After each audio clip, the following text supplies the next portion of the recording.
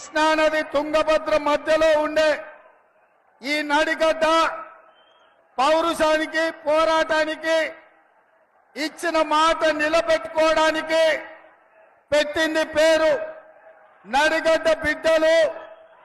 ఎవరికైనా మాట ఇస్తే తల తెగి కింద పడ్డా సరే ఆ మాట నుంచి ఒక్క అడుగు కూడా వెనక్కి వెయ్యకుండా మాట నిలబెట్టుకునే పౌరుషం ఉన్న బిడ్డలు ఈ నడిగడ్డ బిడ్డలు. ఇవాళ అందుకే మీ అందరి దగ్గరికి మన అభిమాన నాయకుడు రాహుల్ గాంధీ గారు వచ్చిండ్రు.